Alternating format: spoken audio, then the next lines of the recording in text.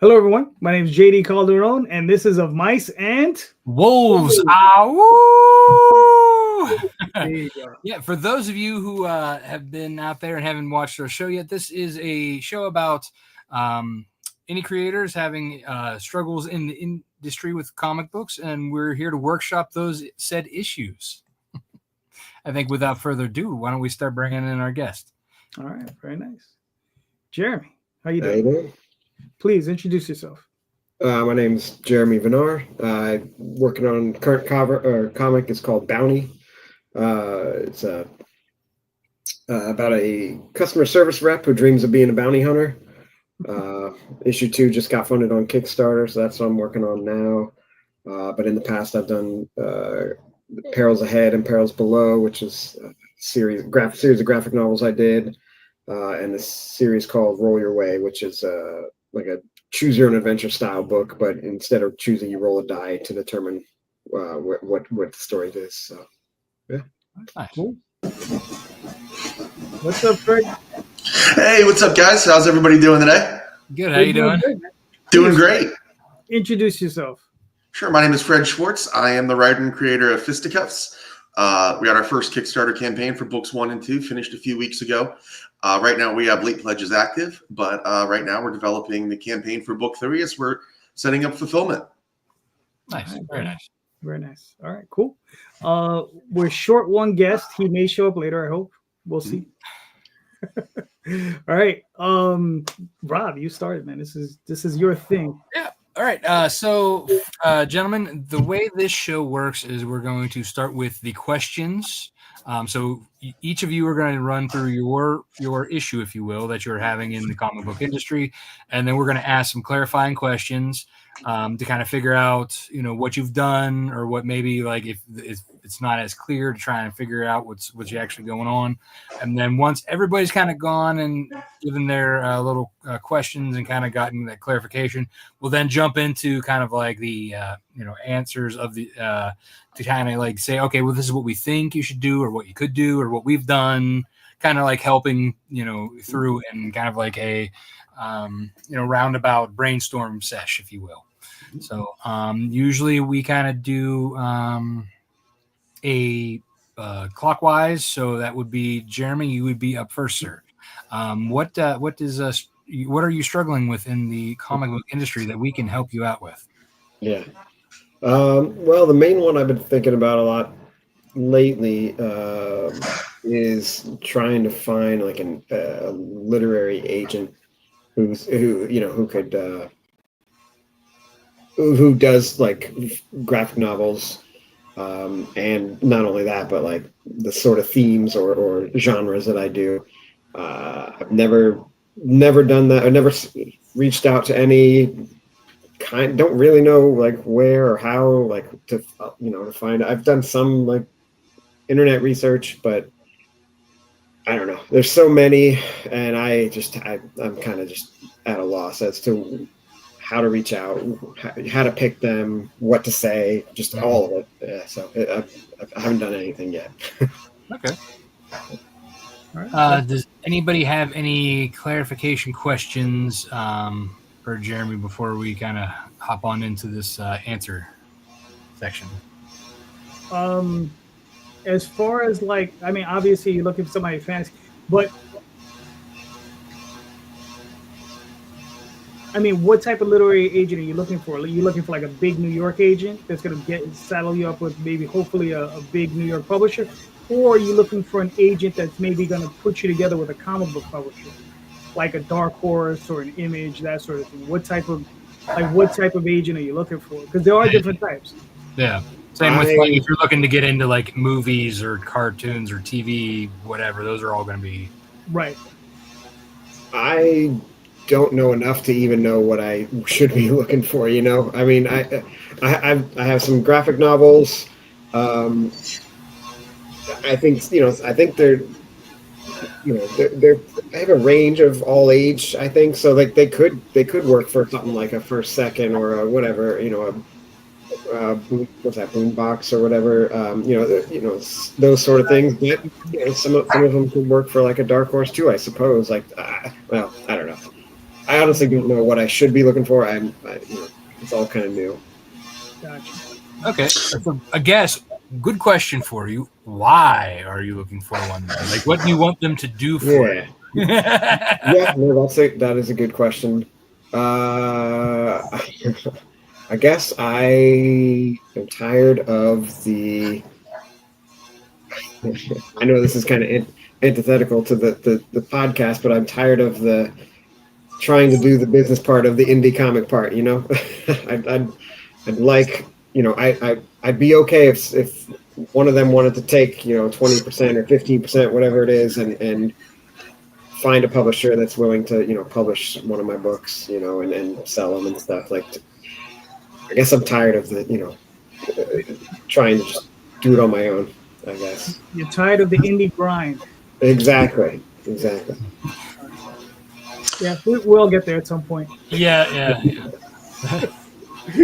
So, all right, Fred, do you have any questions for him before we move on? Well, actually, Rob, you kind of took my my clarification question was going to be like to what end and stuff. But I'm actually very curious about this question too, because it's something that I was very interested in too. I'm kind of like Jeremy. I don't know where to begin and stuff. But I guess what I'm kind of really interested in is what you guys were saying is like the film and TV aspect of it. I know that's like a wish dream and a pipe dream, but I had a really awesome trailer that came out for my comic and stuff, and it kind of tantalized the imagination of like an animated or something like that. And I just, in that aspect, I'm curious about how that would. So I guess I'm seconding his questioning, and kind of saying that, like, yeah, that aspect, like, I would like to hear more about. Okay. Well, I guess, this is pretty straightforward. So, JD, I believe you have the most experience with something like this. I have a couple comments to kind of say to the publishing and finding a publisher to take care of the workload. I have a few things that might be a little saddening for all y'all. Yeah. But I'm going to let JD handle it first. All right.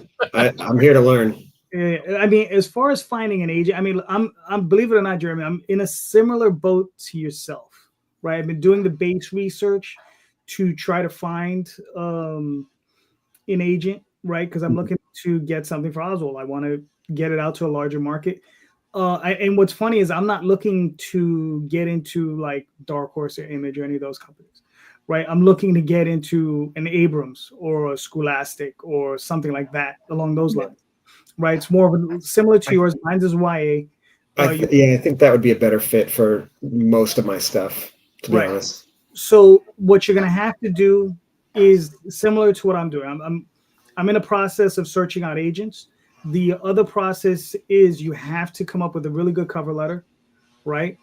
And you're probably gonna you're gonna get some people who are gonna be mad at you, all right? Because this is what I'm gonna do, and there's certain camps that think certain ways. One camp will tell you to approach one agent, send them a cover letter, see what they want, right? Because certain agents, I've seen lists, they'll tell you what they like or what they don't like. Well, the things they specify what they're involved in. Fantasy, science fiction, so on and so forth, romance, blah, blah, blah, right? And then, but some people will tell you only do one agent at a time. Some people will tell you do 50, do 1,000, do them all, and whoever gets you gets you. And let them battle it out. Right, let them battle it out. Exactly. See who offers you the best deal, or who can do the best for you. Because you're going to have agents, and this is literary agents, right? So you're going to have some guys who are going to be out. You have literary agents in New York, a lot of them, because this is where a lot of the big publishers are at. I'm out of New York, so that's why I say it like that. But you also have literary agents out in Chicago, LA. A lot of these major cities have other agents, right? And they're going to have other different types of contacts to other publishers. The bigger ones are probably going to be here in New York, but that doesn't mean there aren't other big, reasonably sized publishers in other places. So they do exist, right? But yeah, I would suggest you have to come up with a really good cover letter. And I would tell you, for everybody, it's probably the one time you want to use AI. You go on, you write out your own cover letter, up into Chat GPT, see what it spits out, and then you adjust your dog, Larry. You adjust it to what you need. You understand? You're gonna have to do a full edit on it no matter what, because it always comes out kind of like portions of it are gonna be really nice, and then portions will be just trash. So you're just gonna have to go in and really go in and edit. So that's one of the things. Anybody who uses ChatGPT, listen, it's not just you have to go in and edit those damn things, because trust me, if you don't, it's just garbage. JD, when you sorry. No. I was just going to say, when you say cover letter and reach out to them, are you talking like, where do you get the contacts from? Is it like a physical cover letter, or like a physical letter and a physical submission? No, or is it it's emails? I don't think anybody takes anything physical anymore. Right. I think everything's gonna be digital. Yeah, everything's gonna be digital. I don't have the information readily at hand, but I did a Google search, and I said, find literary agents, blah blah blah, for graphic novels, and there was one specific site where it seems like they're big, and they had a huge list of literary agents. You could just go out and contact on that same list. Yeah. Because and the thing is, they're looking for people. They want to find the new Bone. They want to find the new whatever. I mean, they want the new Dogman. Trust me, they want this. That doesn't necessarily mean it's us, but we can try. Right? Right. Yeah. In that cover letter, I mean, is it just a cover letter, or do you feel like you need to include samples, or the cover letter essentially just kind of like giving them an idea, like a description of your story, your books, and things like that? Yeah, you're gonna want to include, obviously a quick description of who you are and what you are, where you've been, and blah blah blah. But you're also gonna want to put in what's the basis of your story, but just quick 1 or 2 lines. You probably don't want to write them a novel. You want to keep it short and very brief, maybe a half a paragraph, right? Okay. The whole cover letter. And then you're going to want to send that into them along. And here's the thing. Some of them are going to want cover letters. Some of them are going to want a query letter, right? So a query letter is where you're literally asking them, are you looking for anyone? Gotcha. Right? Are you looking at, like, this is what I have. Are you interested? And they're going to answer yes or no. They're going to say, send me a few pages of your book. Right, and that's the other thing. You got to be ready with the packages. Sure. So you got to have, whatever you're selling, you got to be ready. So you have stuff that's like role-playing games, and I guarantee you're gonna find one person who's gonna be like, well, maybe I can't do anything with your kid's book, but I can do something with that role-playing game thing. So you might find that person, and then you might find another product, right? So you just have to be ready for that. I'm gonna have probably a lot of follow-up questions, but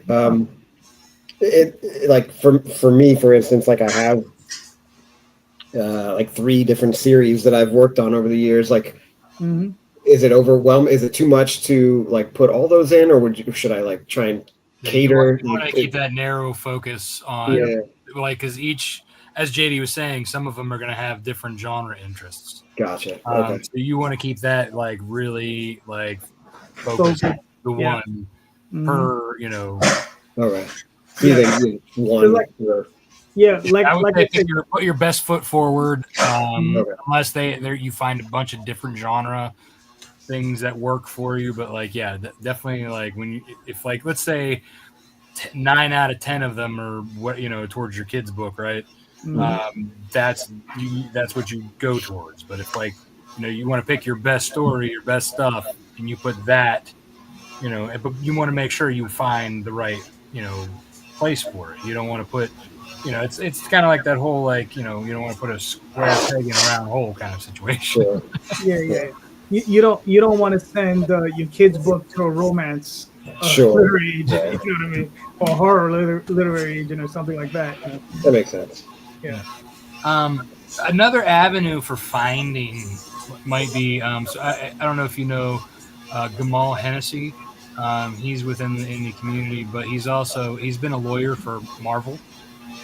He does like kind of like a how-to kind of like with self-publishing, like do's and don'ts books kind of thing, more from like the lawyer side of things. Okay. But like he would also be a good one to ask, because he does like free consultations, kind of like because to gauge whether you could use him and he likes you as a client or whatever. But like he could also like kind of maybe potentially point you in the direction, or maybe even help you with like the legalese of that kind of a situation. Because it's also, you're going to need a lawyer to look over any offers you get. Sure. Right. So that's why he's good in this wheelhouse. That he would basically, if let's say he put you or you put him on retainer or whatever for this, he could give you suggestions who to send to. But then when they give you an offer, he would be the one that would help you kind of be like, okay, this is a good deal or a bad deal. Because none of us are lawyers, and Sure. I know we all want to be like, we want the best deal possible, but like, that's usually like, I want 100% and you can screw off. But reality of the matter is like, there's obviously going to be give and take. And he probably would be able to tell you, this is a good offer, this is bogus. Right. Makes sense. But what I was going to say about the whole like finding a literary agent to get you into a publisher to lift some of the load, majority of the publishers out there are not going to do that. They're still going to expect you to do the work. Oh, I see what you mean. They basically were saying, we're going to put our insignia on your book, but you still have to make the sales. You still have to promote it. We're just putting it in our category, our library. Like Image, it's creator owned, so you got to do the work. A lot of the smaller publishers, they're all the only ones that like aren't creator owned. Like if Marvel or DC like you enough to pick you up, yeah, they'll do some. They're going to do a lot of the legwork for you, but you're also going to get upkiss on royalty. So it's kind of like that give and take. That's I think why a lot of indie guys kind of stick with like the whole self-publishing thing, unless they get a really good deal somehow with a publisher. I mean, like I know with Bad Bug, all right, that's another small, very small. Like I mean, they're probably a step above me, a step below what Scout used to be. But they like Mike will work out deals with you. He'll do a lot of the promotion, a lot of the Kickstarters, a lot of the stuff like that. So like there are some out there, but that's few and far between. Plus, it also depends on the deal that you make with them. How much money they're gonna get versus how much money you're gonna get. You don't just get to. Unfortunately, we don't get to sit back and just do the writing, because if that was the case, we'd all be doing that. Yeah. I mean, here's the thing with a literary agent, though. Those agents are going to be looking to get you in advance. Okay, because they're like I said, if they're going for the big publishers like Scholastic or Abrams or the other large ones, they're going to be looking for an advance. These days, the advances are going to range anywhere from $5,000 to $10,000 for someone who's new. So it's not a lot of money. The only thing I could tell you, there's two ways to approach that. You take the money and you run, because usually they don't expect you to earn out. And what that means is sell enough copies to cover that amount, because they have to cover that amount before they give you any royalties. Right. Okay?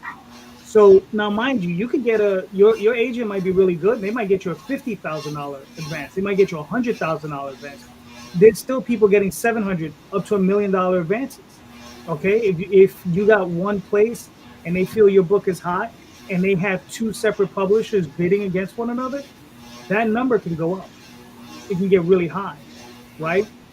But one of the things I would advise, one of the things I'm really being mindful about, like if I were to get a $10,000 advance or $20,000 advance, I would probably, for me personally, and because I'm a bit of a lunatic, I would probably take that entire sum and invest it in a publicist, so that they will go out and promote the hell out of that book for as long as that, whatever amount of money that is, can push it as far as they can push it, so that hopefully you can earn back, and you'll make some money on the back end on royalties. Because then if you can get to the second book, that's another round of royalties. I mean, that's another round of a first, the first, you're going to get that first bump.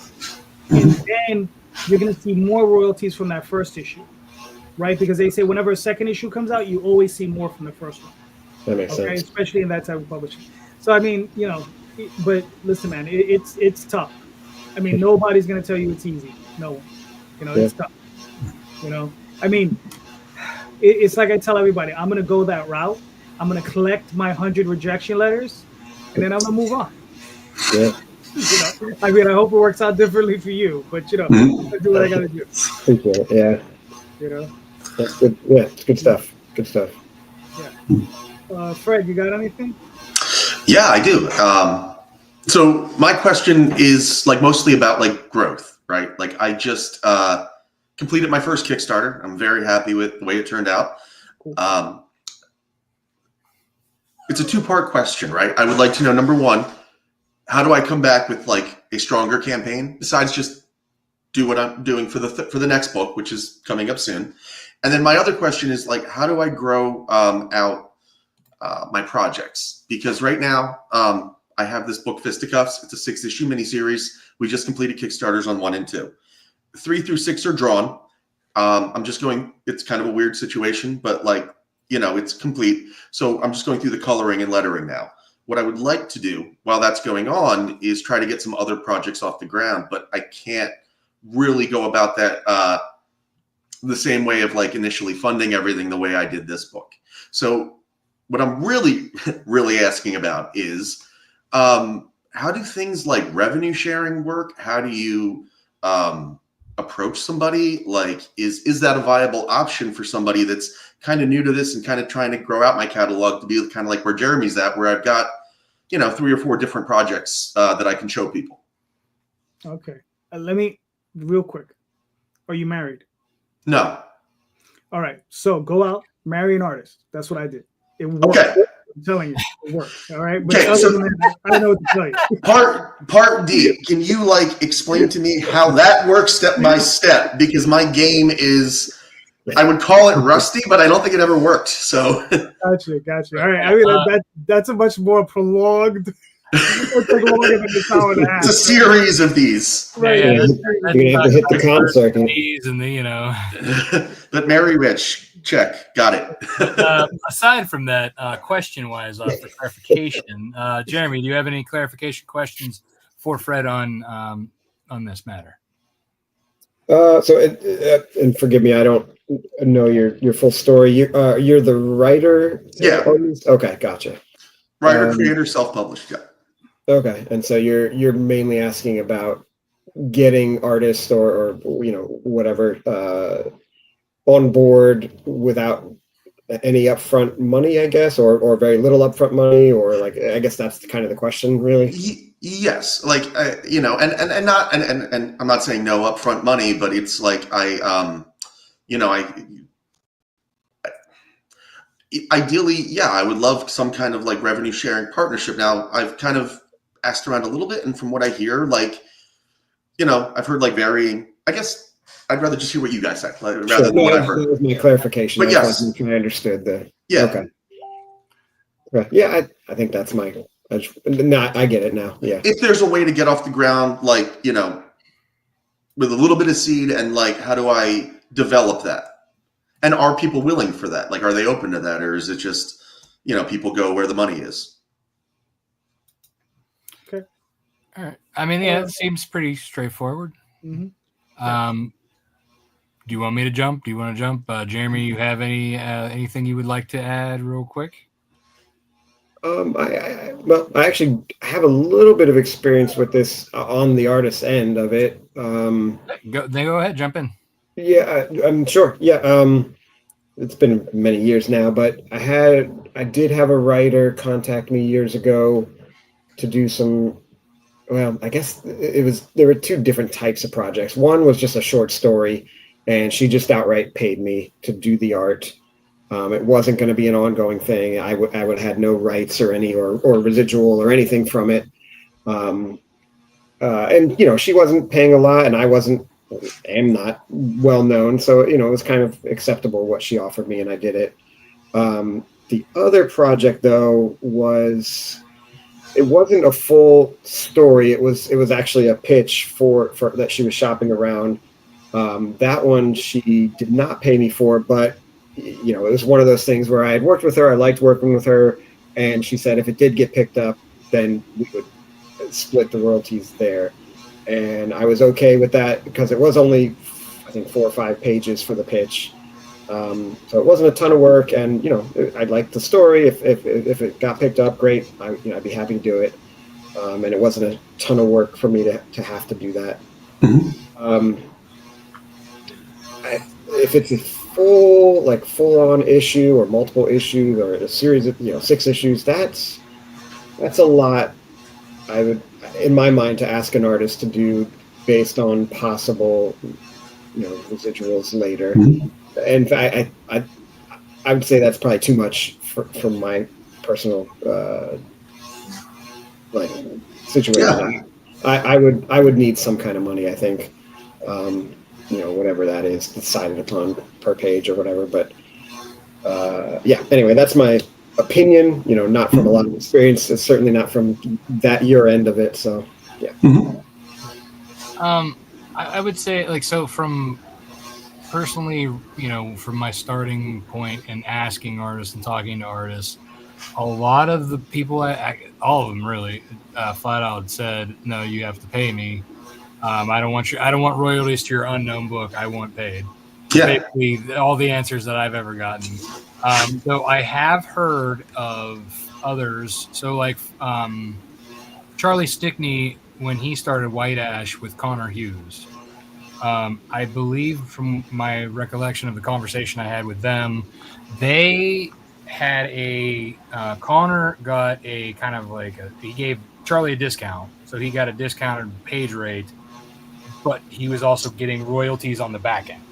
Got it. So he was getting something, and I can't attest to how much that actually was, whether it was a 60-40 situation. But whatever it is, they agreed upon a flat rate per page, per cover, and then whatever royalties was offered to him. That was something they agreed upon, but I think in most cases, unless the artist already has a full-time job and this is something that he just loves to do and the story is amazing, doing it, only getting payment on the back end is a really tough sell. Because as getting money on the back end, royalties for yourself, is highly unlikely because you're basically covering cost. So unless it's the most immaculate thing ever, and the right people, and you're putting it in front of where you're getting a lot of money to pay that artist, it's going to be that's going to be a tough sell. It's going to be a tough go.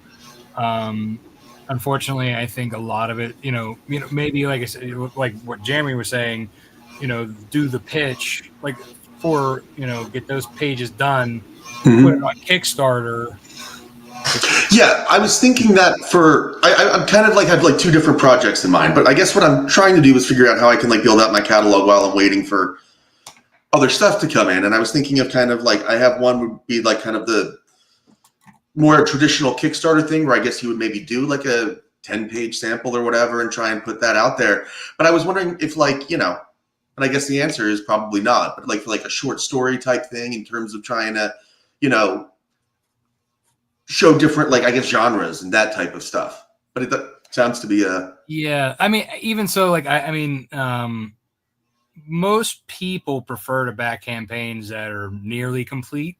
However, if you have a track record of having things complete and fulfilling, definitely so that helps in kind of doing the traditional, here's the example, the preview pages, and then once it's funded, then go back and do it. But that also leaves you open to you don't have enough money to produce the rest of the book and print. So either way, it might come out of pocket. Unfortunately, starting out, a lot of us kind of have to dig into our pockets to do stuff. So unless your current series is able to pay for itself, and then you dip back into your own pockets to start another one, or take a little bit from this other one and have it still survive on its own. I would say starting another series is a little harder, unless you're willing to put it up front, or at least a little bit. It's like for example, like with my series Nightwolf, I was up to like issue 5 or 6 before I put out a first issue of a spin-off series.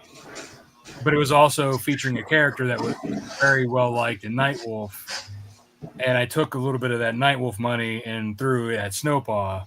Right.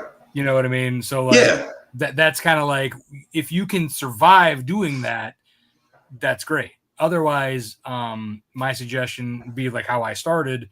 I was doing freelance work. You know, I don't know what you do for a full-time job, but like whether there's freelance opportunity or not, whenever I'm doing like, I do a freelance web design, graphic design, to make up for the money that I didn't have, and then I put it in there. Hey, Russ. But yeah, I mean, it's kind of one of those things where like finding the money somehow is better than like gambling, because you then might be like, okay, hey, I just barely got the funding money to put out the art, and now I don't have enough to produce the print. Then you're in a hole. And I see what you're saying. You wind up paying for it just later. Yes. Got it. So you're going to pay one way or the other. So it's better for you to like figure out, okay, how am I going to get this money up front? Yes. Just to kind of cushion you. You know what I mean? Like, because there are this is what, like, a lot of what happens with the people who like, who have had really gangbuster campaigns, but like, then they don't actually make like, so like they have a bunch of people back it, right? They start their funding goal, like let's say $1,000, like, or lower, like, because they want to try and game the system. But what they really need is $10,000, but they only end up making $3,000, right? Like, then they like don't have enough to do anything, and then they can't fulfill. And then, or there's the opposite case where somebody makes like thousands of dollars, like, over 10 grand or whatever, but none of the art's done. Somebody like the artist stops, takes the money and run, and then they can't pay another artist to do it. Mm-hmm. You know what I mean? Like there's these, then they're the ones who can't fulfill their campaigns, or they're like, and everybody like then turns on them and like, I want my money back. And but then he can't because the guy took the money, and it's already spent to the artist. Yeah. Understood. Good. All right. So, there's a few different ways. I've been doing this for a little bit. So, when I first started, a long time ago, I was a kid, right? So I was like 18, 19 years old, just out of high school. A friend of mine went to art and design. Like I said, I'm in New York, so we had art and design high school. And he brought me over there, and I made friends with a lot of his friends. And one of his friends said, "Listen, man, I'm going to bring you all the best artists from my class." And that's what he did. That's how I met my wife. So that's how I met my other partner, Matt Lunsford, and a bunch of other guys, Zach Lenison, all these different guys. I met all these different people. And I said, listen, I want to form a comic book publishing company, and we're all 50-50 partners. The project is, so Matt Lunsford, he has Dreamweavers. Daphne, that's my wife, she has Tall Tales. Well, my other friend, Zach, he was, him and another guy, Poi, it was a 3-way split on a book called Reaver. Another guy had Security Agent, so on and so forth. But we were all kids. We didn't know what we were doing. We didn't know we were not going to make money. Yeah. Right? Got it. But the beauty in it was that was those relationships that I built with them, right? And we did make money, though. Okay? The only thing is that since we were children, we didn't know what we were doing. So we were producing a book a year, like in a series. So we had a 6-issue limited series, and issue 1 came out in 92, and issue 2 came out in 93. So, that's just, you just can't build a business that way. But we did make money on those books. Right. And that's the thing, though. So you have to so one of the ways you can do is you can find an artist, try to find somebody local to you, right? Maybe, if you have an art school around you, try to find a student. Say, listen, this is what I'm trying to do. And you can offer them a little bit of money. So, whatever, a nominal fee. Yeah, like an internship. Right. Yeah. And you can say, we'll be 50-50 partners if you're willing to have that kind of thing. And, I said, listen, I'm going to pay you this up front when this capital that I've already paid you is paid out, right? Just like the book deal, then on the back end, I'll give you half of whatever's actually earned, right? And depending on how much you make, depending on how frugal you are, you can make a buck. You know, I mean, you can, you know, if you can chop up a dime, you know, you can do something with it, right? Right. A nice thing too, to kind of play off the student thing, is that like if they're like a couple years, like a year or two left, they can put that towards their portfolio. They could use it for a project for school, right? You know, just they kind of sweeten that deal there, you know. Yeah. And mind you, you don't have to work with just one person, right? I don't know your writing. I don't know your writing style. I don't know what you're doing, how you're doing it. Like, you know, you could say, you know what, I'm gonna write.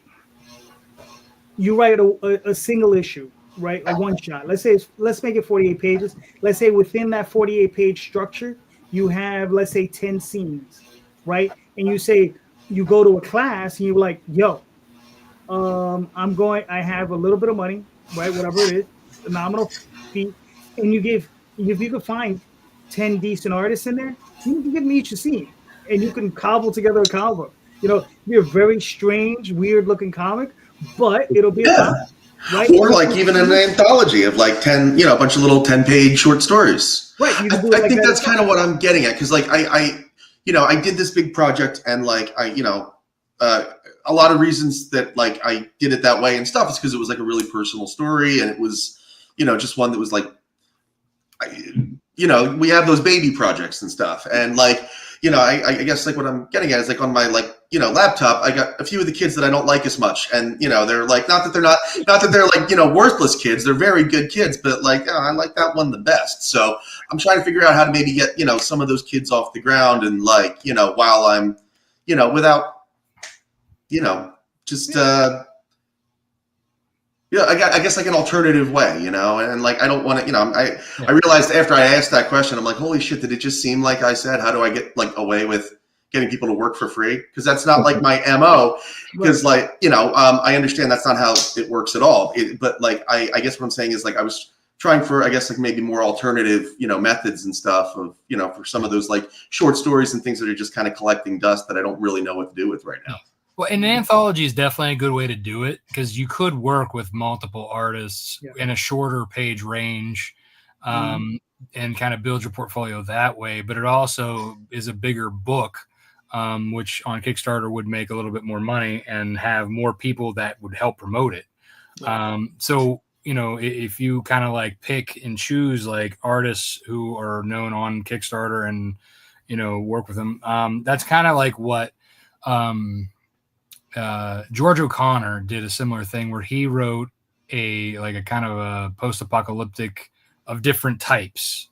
And if that was like that, it basically kids, I think it had something to do with kids fucking up the apocalypse. And it was a bunch of different apocalyptic tales with kids fucking things up. You know, like, you know, the zombies are coming and the kids like sneezes or he starts talking, you know, like kids do, you know, you can't tell them to be quiet, like, but then the zombie comes and attacks, right? Something I think that was like the premise of, you know, one of the things. But like he handpicked every single artist that he worked with because he wanted to get one to work with them and two because they had enough name to pull in, you know, backers and stuff. So that's definitely one way to do it is curate your artists, you know, for that. And like, I actually had thought about doing something similar along those lines with my other titles that have been kind of hanging out in the backside as well. I mean, I have them on my website. They make an appearance in Nightwolf #2 just as kind of like to show the share world, but I haven't had the time or the money to produce them. But I have been thinking, you know what, I could do a quick, you know, I could do a Kickstarter with a quick, like, kind of like an intro to them as an anthology, you know, kind of the thing, just to kind of like get that out there and then see, you know, which, you know, art team people like better or which story people like better, and then kind of go from there. So yeah, that's definitely something viable to do. And it might also, like, it would put probably, like I said, you can bring all those backers in from the, you know, the other people that you're working with and not just having like your single art team. Yeah, because that's what I'm talking about. Growth is like I'm still like trying to show that trying to like, you know, build my web and like also kind of portfolio build, because as a writer, like it's I don't know, like in some ways I think it's like kind of like hard to build a portfolio, especially if like I kind of always wrote larger kind of like stories and stuff, and like it's harder to get like something like that all the way off the ground, and I guess show diversity in what I do. Well, another thing too, to break that up, like maybe to not do it in one. If you want to like help to spread your diversity in your story as well as your reach, putting multiple stories in multiple anthologies by other creators is a big way to get your name out there and for people to recognize you and then say, oh, he's launching a Kickstarter. I loved his story in that book. I'm going to come here. So like, and each like anthology group kind of has their own like thing. Some, for example, Cat Calmeo and Phil Falco, they pay you. They pay you as a writer. You get paid for writing a story if they like your story and they include it in one of their anthologies. Whereas other anthologies, they'll probably like you will have to pay your artists, and then you get back end royalties and comps, or you get enough comps that then you can sell them to get your money back, or you could buy comps at 50% off and then sell them at Comic-Cons to make money back. For example, I've done the Cthulhu Invades Wonderland by Travis Gibb. I have a short story in that. I paid my Nightwolf team to do that. I've been making money off of the books that I got and pay more for wholesale at every con, like that Cthulhu book sells. So like I'm constantly going, hey Travis, I need more books, which he probably loves because he's sitting on a pile of stock. And I did another one with Clay Adams, The Nightmare Theater. And these are only a few anthologies that I've done, but there's many anthologies that are out there that you just got to find what fits with the story that you want to write. Work with the artist, get your name out there, or say, hey, I need an art team to do the story. Sometimes they pair you together, So that's another route to go to build your name and put you further into the community as well as the community's overarching fan base. Got it. Thank you. Yeah. You're welcome. Helpful. Well, good. That's why we're here.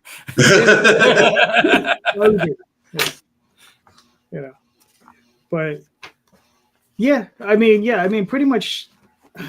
I think one of the other ways is, if you find an artist you strike up a good relationship with, and you find that you're simpatico with, you can sometimes approach them to do a 50-50 deal where it's all on the back end, which I've had several of those deals.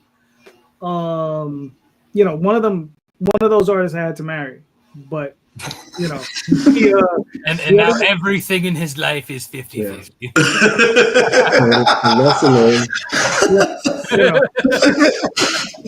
Pretty much.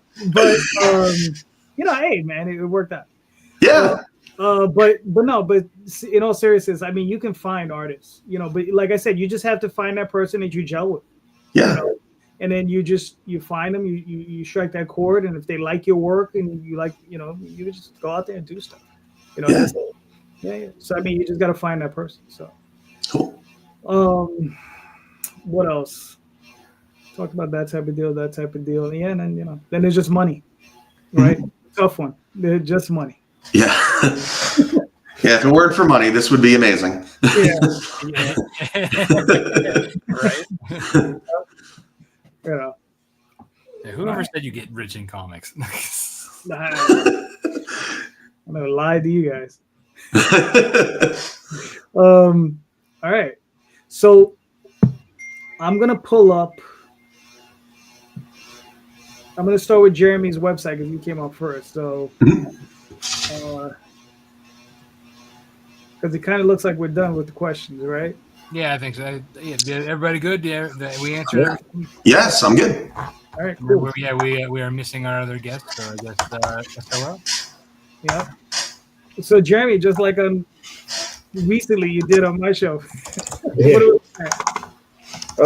So this obviously is my website.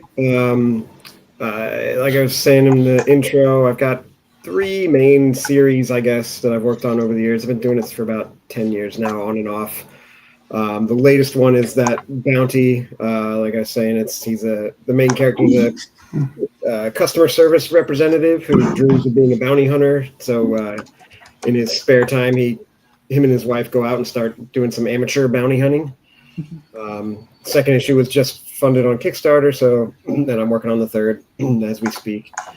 My first series there is The Perils Ahead. That one was like a fantasy series about a dungeon janitor who cleans up after the adventurers and reads the traps, things like that. That one, there were 2 graphic novels for that one. But yeah, that's my oldest one now. And then the Roll Your Way series is actually one I did with my wife, who she wrote it, and I did the art. And that's the one that's the kind of the choose your own adventure, but instead of choosing, you roll a die to determine what page to turn to. But yeah, all those are available in our shop on the website. Also, I think I still have it up there, but I do like commissions for your D&D characters if you play D&D. I've done some of those in the past, but yeah, that's it. Nice. All right, cool. Hold on, I'm on the wrong damn page. Where am I? Don't mind me. I got people texting me. I know, right? Yeah, everybody's blowing us up. Well, don't they know we're live? I know, right? What the hell? But yeah, man. I mean, listen, Jeremy. I've said it before. I mean, your stuff is gorgeous. Thank you. Like I said, I mean, yeah, your stuff is Yeah, awesome. definitely got a nice, unique style. Yeah. Thank you. Appreciate it. All right. Let me pull up.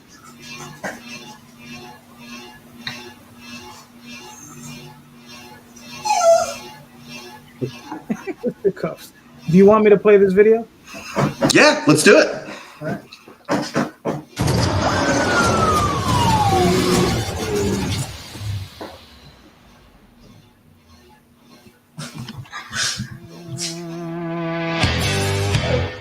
My name is Gerard. Before I found my way into these rooms, I suffered from a life-threatening case of the tomorrows. Tomorrow, I'm going to the gym. Tomorrow, I'm going to fix things with my dad. I hate these people. I'm a bad one.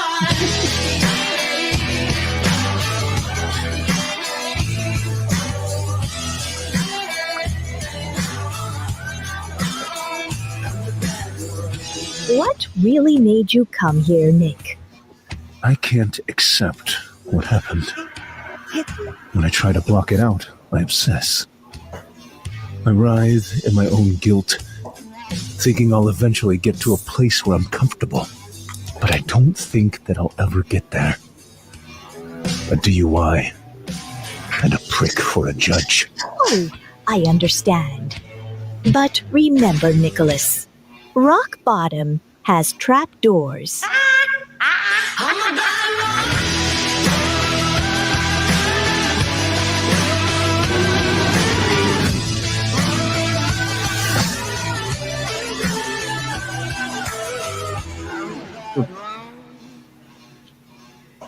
Nice. Thank you. That's a crazy trailer. Yeah, how'd you get all the animation? Did you? Yeah. I hired somebody, Kamikaze Trailers.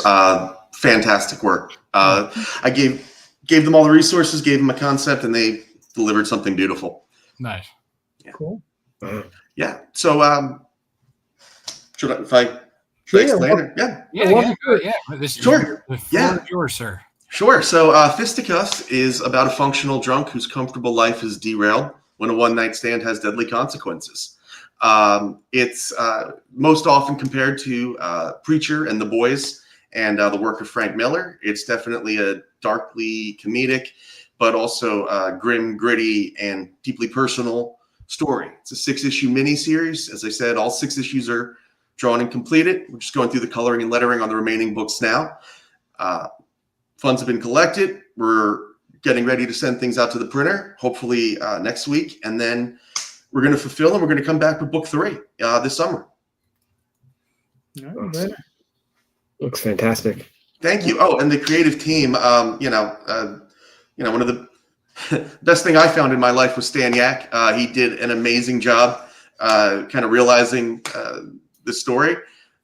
Through him, we found Robert Nugent, who did an amazing job on the colors, kind of developed this really cool, gritty, almost Dario Argento kind of feel. And then Dave Sharp crushed it on the letters, man. It adds like a really dynamic emphasis. So yeah, please take a look. I got late pledges active again until Thursday night at 8 if you want to jump in on the party. And then 3 should be coming soon. All right, cool. Very nice. Looks nice. I mean, Thank you. Good. I like it. Thank you. Oh, that's a preview for something else Stan and I are collaborating on. It's in the baby stages right now, but that's his thing that I'm kind of helping write on, and hopefully that'll be coming later this year. Nice. Cool. Yeah, dark fantasy, very cool stuff. Very nice. So is that something you're financing, or is that just something you're helping him out with? Revenue, we're splitting it. That was his baby, and I kind of went ahead and we're gonna share on the back end. Okay. Listen, man.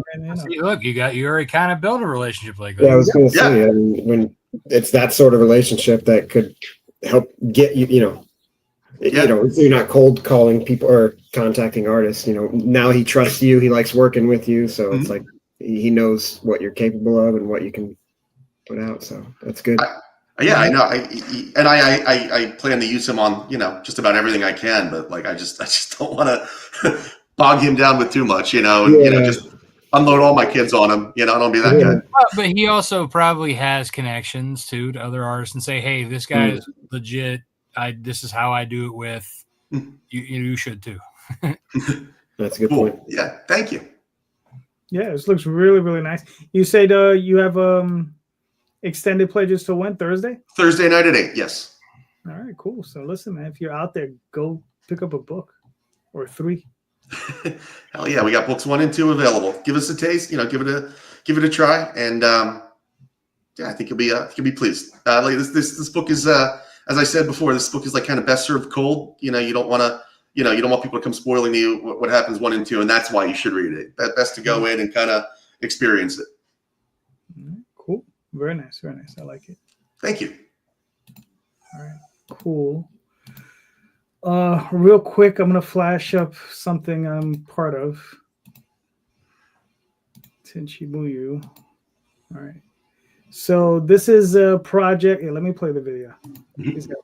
Hello there, Tenchi fans. Patria Burchard here, the voice of Ryoko, with an exciting announcement. Armature Entertainment is launching a Kickstarter campaign to reintroduce the 1997 Tenchi Muyo comics to readers old and new.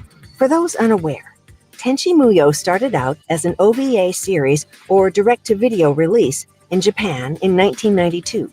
From there, it became popular the world over for its mixing of sci-fi, comedy, romance, and, of course, zany adventures. When it became popular in America, these comics were made to try to appeal directly to American comic fans.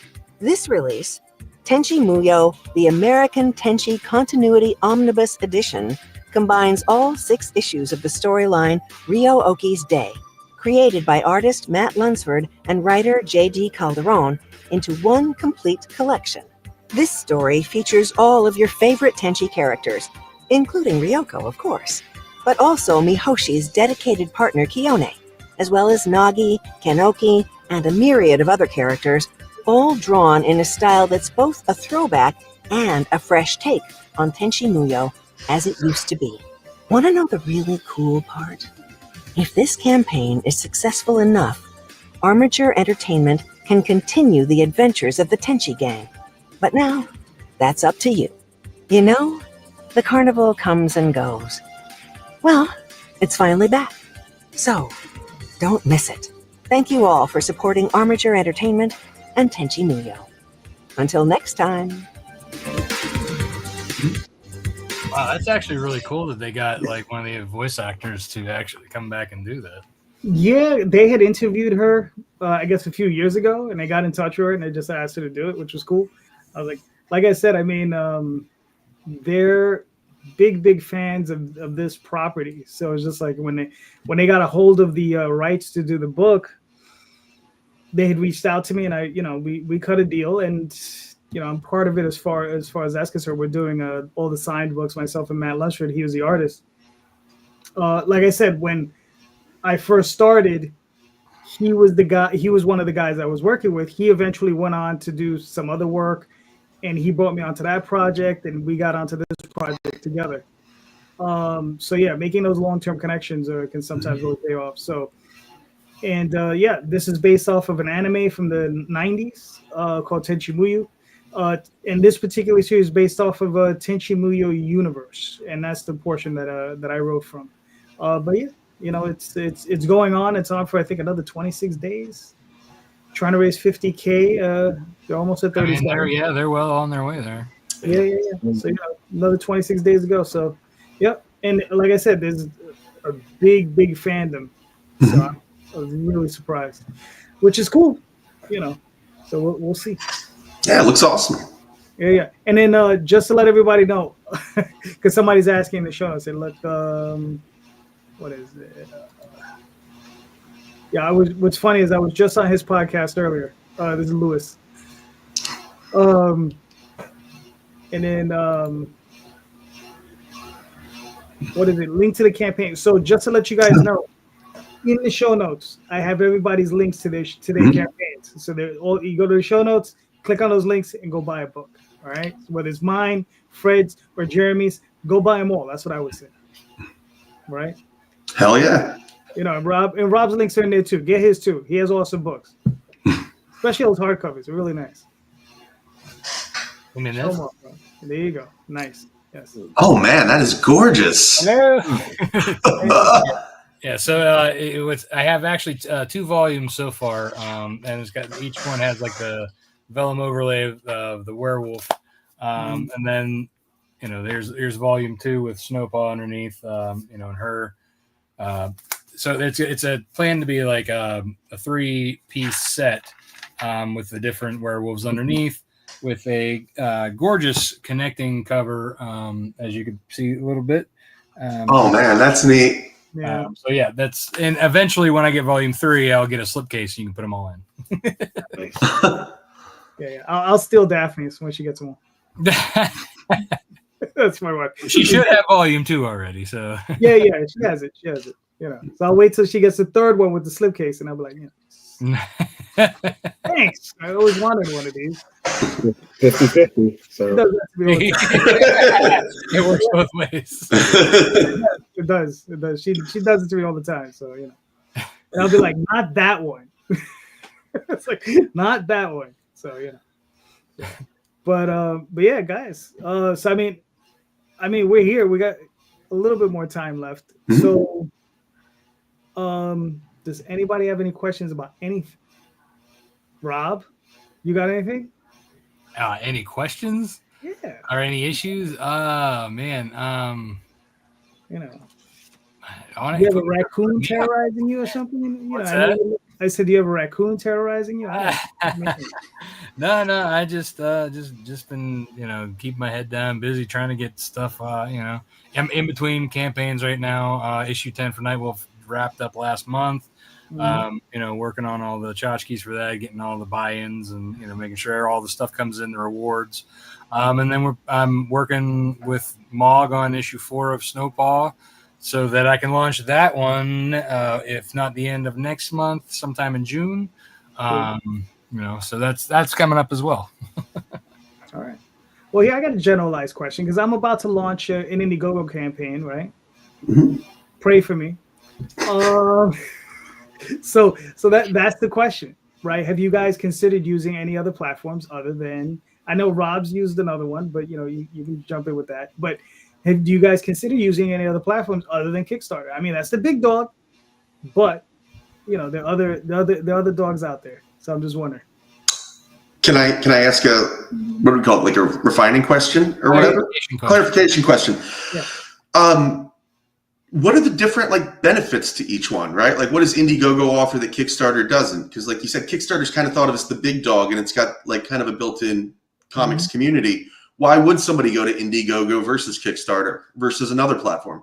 Different audience, some of the things that they do are it's mostly the same, but there are differences. Like they pay, like so they charge the person for backing the project up front, and then they hold that money. Some people prefer it that way. Just different. They were a little bit more different. Kickstarter kind of took some of the things that like Indiegogo had, like the side images in your rewards. And now Kickstarter allows you to put like a preferred what is it, level on the top. Yeah, That used to be an Indiegogo thing. Yeah, and you could also do hidden. You used to be only able to do like hidden rewards through Indiegogo. Now Kickstarter has a very beta version of that. Would you say that's finalized? As experienced creators, would you ever consider like launching the same project on both platforms to get both audiences, or no? Have done that. Does it benefit you? So, for me, I started. So I did a Kickstarter in 2016 for Nightwolf. And it was a failed Kickstarter because I went for $20,000 for 3 issues because I was trying to kickstart the series to do a monthly thing, right? So because I went $20K, that was obviously very naive of me. If I would have just done issue 1 and set it at 5,000, I would have funded. I made over 5,000. So that kind of set me back. So then for issue 2, I thought, okay, maybe I'll go and try Indiegogo, see how that does. Well, if I set a lower goal for like, issue 1 and 2 on that, it didn't actually fund, but like Indiegogo, the difference is that you can do either the all or nothing, or you can get whatever you make, right? So just like whatever. For me, I was like, I'm doing it anyway, so any little bit helps. Yeah. So that was my first experience with Indiegogo, was doing an actual campaign. Again, I think that one only made like $2,000, not enough to cover everything. But again, I was doing freelance stuff to make the difference. Whereas with volume 1, so the next time I did, once I got up issue 4 and collected the 4 issues into this, I did a Kickstarter. And then because I had to wait over 6 months for it to come over from China, I was like, okay, well, let's see what happens. Let's do an Indiegogo in demand, which basically they import the information from your Kickstarter and they kind of like put it, it's like, okay, well, we made this much additional money on top. I'm sorry, can you just clarify that? How does that work? So when you set up your page, you let them know that this is actually a previously funded campaign from either Kickstarter or somewhere else, and they'll turn it into an in-demand campaign. So it shows like how much you raised on the previous platform and then how much more you raised additionally. So basically you could use it as a pre-order to raise additional funds, which kind of is like, I did that. And then I also do a backer kit pledge manager. So I also have like that doing, so at the time, like I had different ways to like, get people in different doors, but like, I would still say like, no matter what I've done, I've also done a backer kit crowdfund for my kids book. I have a spinoff series. Well, it's not really a spinoff. It's a kid's actual board book, Muppet Babyizing my characters. And it's, I tried doing one of the, like a backer kit crowdfund, which did well. I mean, I would say it probably, but for the kids book, it did just as good as it did on Kickstarter. Right.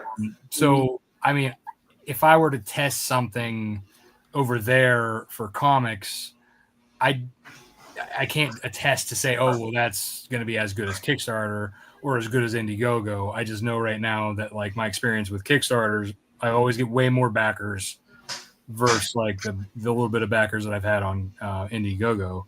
The backer kit way, I can't imagine that I would move over all of my backers from Kickstarter, because like people, once they kind of get into a niche place that they buy at, that they're more comfortable instead of putting their credit card all over the place. Yeah. So Yeah, it's kind of, you got to think about these different avenues as like people shop at different places. Yeah. Some, some spend more money in one than the other, Yeah. or it depends on how you built your audience, right? For me, I've been, ever since I came back to Kickstarter, it's Kickstarter. I got a Kickstarter. I'm at a con, but like I'm selling my book. You can get the next issue on Kickstarter. You know what I mean? So like a lot of my audience has been built up that way. Mm-hmm. Yeah. And I mean, for myself, like what I'm doing with the campaign I'm going to launch on Indiegogo is for Oswald, and basically it's just stuff that I've already done. So it's like a secondary campaign. So it's basically just a campaign offering up all my trades and maybe a few of the comics, and that's it. So it's basically I'm selling off stock. So I think it's good for secondary campaigns. Mm-hmm. There's another site called GoFundMe, which is a great site as well. I mean, you could not GoFundMe. It's Fund My Comic. Fund My Comic. Yes. Sorry about that, Luke. I got you, Luke. Yeah, no, thank you, Luke.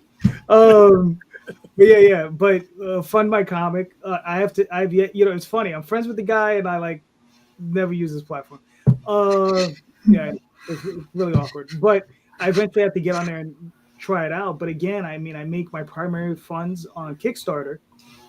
What I'm thinking is maybe one time to just do all three at the same time, and just like maybe I'll do like a cover for one and a cover for the other. You know what I mean? Do something. Yeah. But I definitely want to try that at some point, because I've seen guys do it, and I'm like, they'll raise most of their money typically on Kickstarter, but they might raise $2 or $3 grand on the other two platforms separately. Yeah, again, the additional money, pre-order, you already have the funds to do what you're doing, And the fulfilling, you're just doing it anyway. It's right.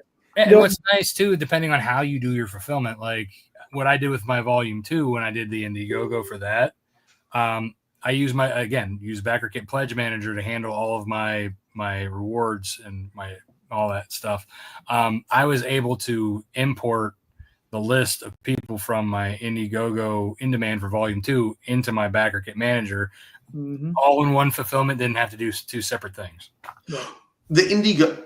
Sorry if I'm asking too many questions, but you were saying about the in demand campaign. Would you have to? You can't like import the Kickstarter campaign into the Indiegogo, can you? You have to build a whole nother page and all that stuff, right? You do have to build a whole nother page, but like I said, they just basically take the stats and then they it's two different styles of pages that they do. So they actually have to convert it. Got it. So you can't just say, I'm going to do this up front. You have to, so you build it like, basically I just mirrored everything from my Kickstarter. Yeah. And then I had them, once I said I was ready, I had them flip it to the in demand, and then just went live with it. Yeah. Sorry to ask too many questions. I'm just green to all this, and it's like all. We're here for. Yeah, I know, but That's why I'm asking you questions. How does it work? You said that Indiegogo doesn't you get whatever money you get whatever money is pledged, regardless of if it hits your goal or not. How does that work? If you pick the flexible funding, there's two ways. Right. So there's flexible funding, and what's the other one? It was just all or nothing. All or nothing, right? So all or nothing is like Kickstarter. You either make it or you don't. Flexible funding is like, okay, so you set the limit. I believe they have like on Kickstarter, you can put it for like $1 or $100, but on Indiegogo it has to be a minimum $500. But if you only raise $250 and you put it on flexible, you still get that money. You can just fulfill those rewards, and that's okay. it. So you're still stuck paying out. You have to make sure you actually are able to. Gotcha. Yeah, that's what I was wondering. Like, how do they safeguard that sort of thing? Like, for they just don't let you back if you don't ever fulfill. Gotcha. They're like, okay, you're not in good standing. Peace out. Something like that is kind of interesting to me, just because I've done 4 campaigns now. Oh no, right, 4 or 5, and most of them just kind of barely get by or barely squeak by, and one of them didn't make it. So I'm like, that's actually kind of interesting to me. Yeah, because here's the thing: if you have backstock, that you just have, right? Mhm. Yeah. That's a good place to do a secondary campaign. So you're like, okay, you offer up your backstop, right? Yes. So because that's what I'm doing. I'm like, yeah. Sounds like a good compliment, like after the Kickstarter, right? Because like if the Kickstarter means like your production goals, this is just like extra money, and you can just print up more copies as needed. Right.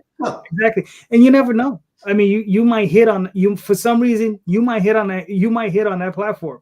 Yeah. That's the craziest thing. You never know what's going to happen. Or you start to, if you do it more often, like if you do, let's say you do one every post Kickstarter, right? You're just building up another audience over there. Yeah. That's it. Because I was like, on Kickstarter, I raised, anywhere from $2,500 to $4,000 right on Oswald. On Indiegogo, I was $500 to $1,000, right? But the way I looked at it was like it was just extra money. Yeah, sounds like found money. Yeah. Right. But the only downside, and I don't even necessarily consider this a downside because I don't play into the politics of Kickstarters or comics. Indiegogo has become synonymously known with Comicsgate, which, I mean, I'm neither here nor there nor care about, whatever. I'm here for like stories, books. I'm trying to sell my stuff. I don't care what anybody's politics on all that is. Some people say, oh, well, that's a Comicsgate Pro platform. Well, I'm like, I don't care, whatever. I'm going to, that's why I put my volumes out there, because it was the additional money that helped pay for these expensive books, whatever. I feel like Michael, I'm like Michael Jordan in the sense that I don't care who's buying my shoes. It's funny. It's like, is it even a thing anymore? I remember it was a big thing like a few years ago. I don't even know anymore if it's still a thing. I'm just saying that if you go out there on Facebook and say you're putting out an Indiegogo, just be prepared that there might be that one guy who still cares. Right, exactly. And they might have to be like, mind your P's and Q's, over there. Yeah, I mean, the way I look at it is like this. I mean, I'm out there because I don't know what, like when I'm at a comic shop selling to people who are there, or if I'm at like a Comic-Con selling to people who are there, I'm not asking them whether they're pro this or pro that. I don't give a shit. I'm telling them about my story, and if they dig it, cool. That, like, I'm here to sell stories and comics, and for the love of comics, and stories. Like, I don't care, obviously if they're a terrible person, that would suck, but that's none of my business. I don't care about their personal life so much. That's like, they're going to say, oh, this is, somebody's going to come down the line and be like, that guy's a, so-and-so. I'm like, I don't know him from nothing. He just bought a thing, and it's like you're telling your story too. It's not like you're trying to like tailor a story to, somebody else's expectations. It's still the book that you put on every other platform. It's not like you're doing a different version. Exactly. I don't need to know your politics on this and that. I'm here to sell stories. I'm here to entertain. I'm an entertainer. I'm here to dance like a monkey and go home. Dance, monkey, dance. Right? I mean, that's what I'm here for. I'm here to entertain you. I don't care about nothing else. That's it. Oh, well, you do care about something else. You care about getting paid. Well, right. But I mean, in general, like, I feel like if you get into the, the mess of things, that you're not getting paid then. You're just going to ostracize yourself. Exactly. Yeah, exactly. And that goes with anything, especially if you like, Jeremy, the stuff you're doing into like, or we have no control. Once you go into a big publishing house and they print 50,000 or 100,000 copies of a book and it goes out there to the wide world, who the hell knows who's going to get it, right? So you can't let that stuff ever affect you. Just like, it's in the world. That's it. That's all you can do. Yeah. I mean, and if people strongly feel something about some way, you put it out to the world. Now it's the world's, right? Like, and they get, it has nothing to do with this. It's all about entertainment. I'm here for fun. Yep. Fun. Yes. Gotta love the comics. What is this? Sanders, what is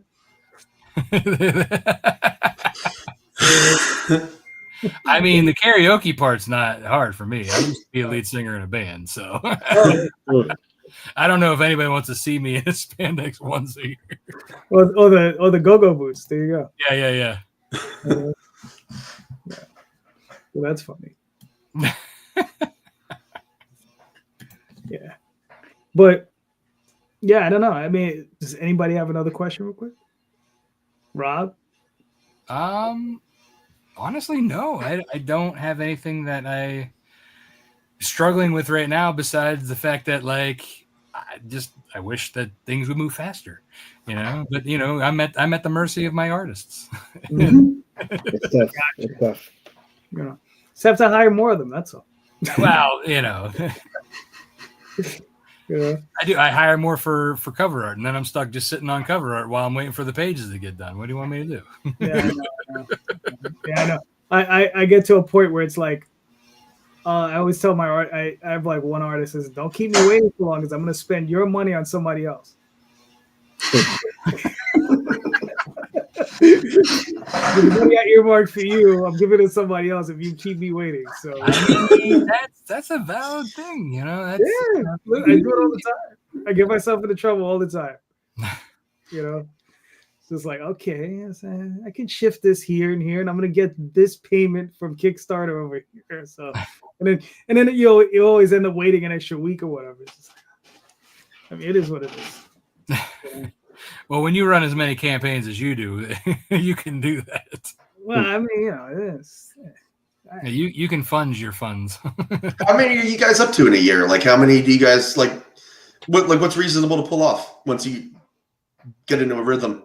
Reasonable for a normal person is not a JD question. I do one a quarter generally.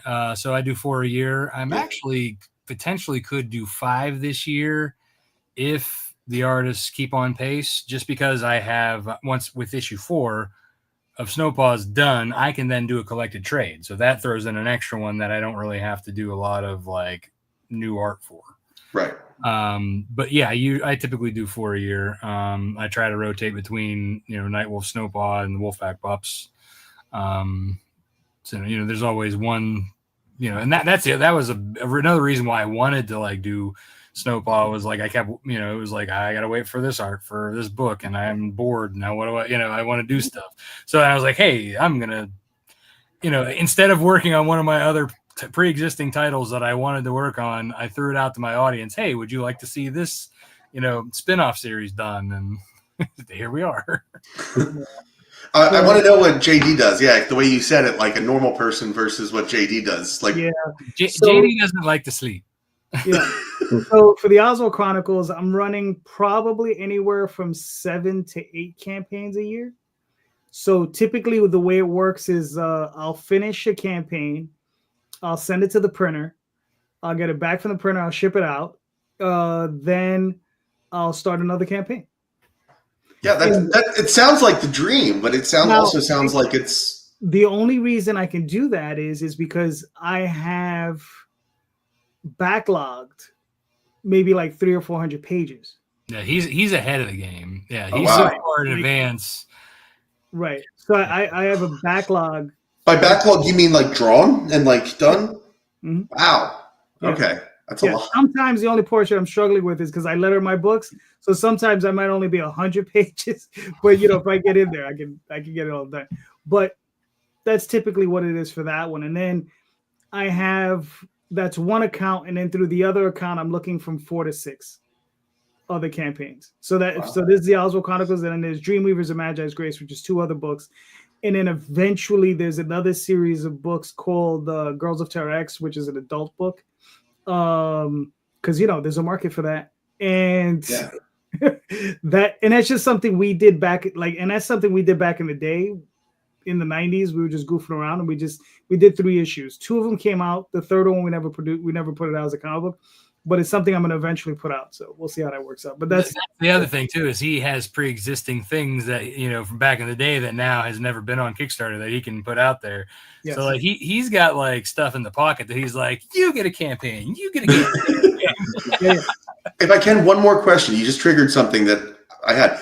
So what, I guess, like when you do like your initial like branding or whatever, like your first book is, how do you then like branch out into like other genres that might be like kind of completely different from what you do? For example, like if you do kind of like a traditional story, and then maybe like a spicy adult title, and then maybe like you talked about like a kid's book, right? Like, I mean, is it really like you just start and build 3 different audiences? Because I'd imagine a kid's book and an adult have no crossover at all. So it is 3 different audiences? Pretty much. Yeah. I mean, I would even say each book, like, so for example, with me, I have 2 werewolf books. Actually, I have 3 if you count the kids' book. Nightwolf and Snowpaw. Nightwolf is a more darker urban fantasy horror drama, if you will, whereas like Snowpaw is more of a 19th century time period fantasy that has more like fantasy creatures. So like there's only half of my audience crosses over. And I have 2 different art teams. Some like the art from one, some like the art from other, some like the story from one, some like the story or other.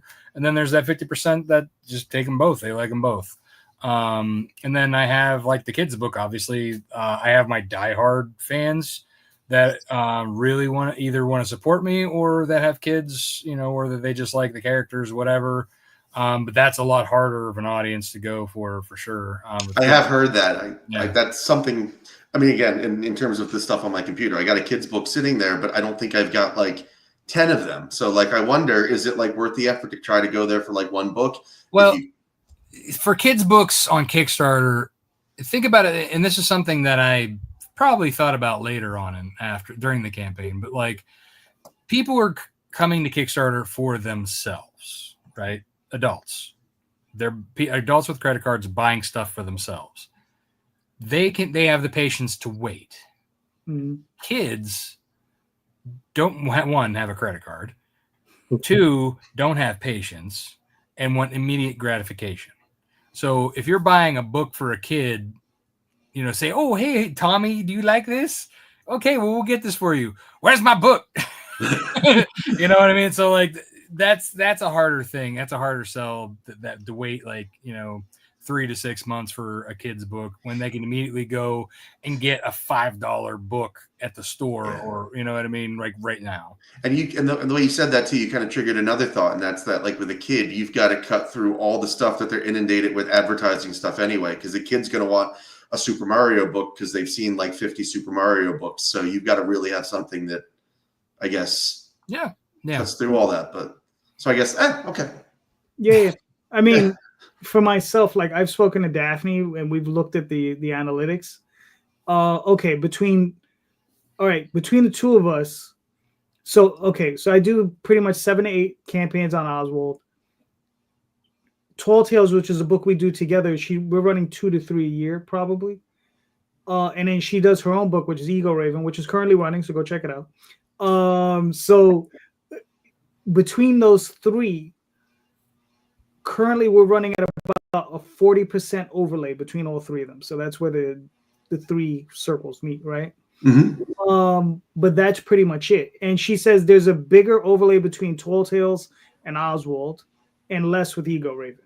But there is some traction between the 3.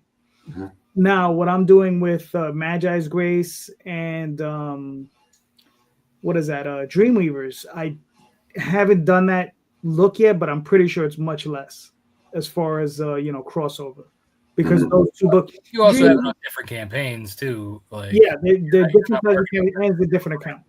Yeah. So but I mean, there will be some crossover, but probably not a lot. And here's the other thing though.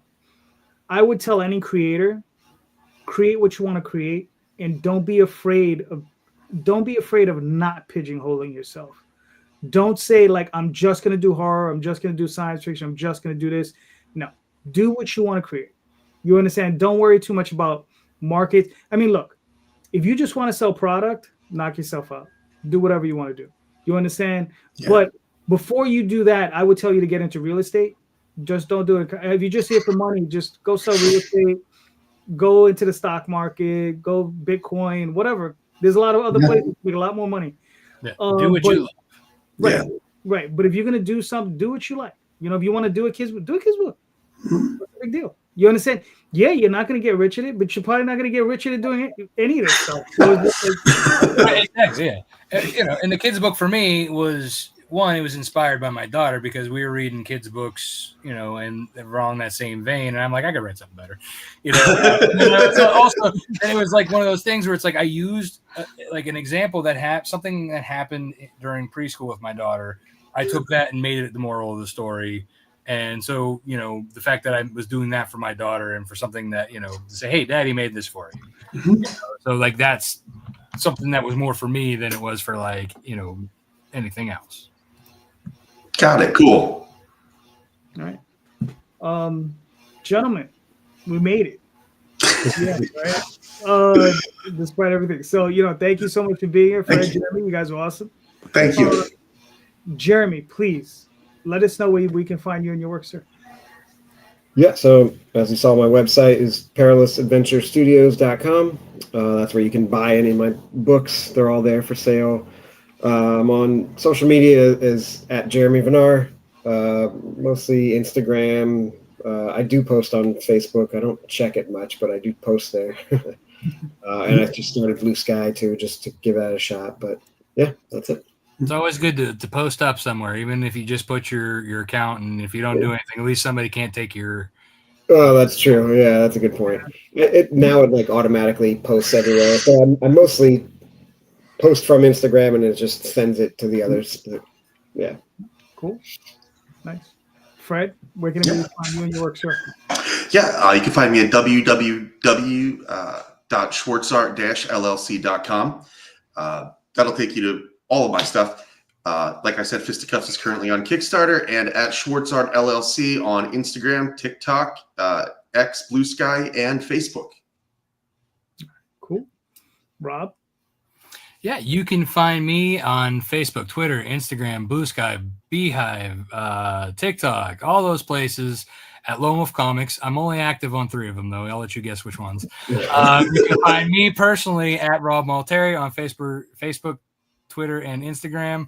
LoneWolfComics.com is my website. Nightwolf.lonewolfcomics.com will take you to the pre-order for Nightwolf issue 10, where you can also catch up on the rest of the series or grab one of those or both of these gorgeous pieces.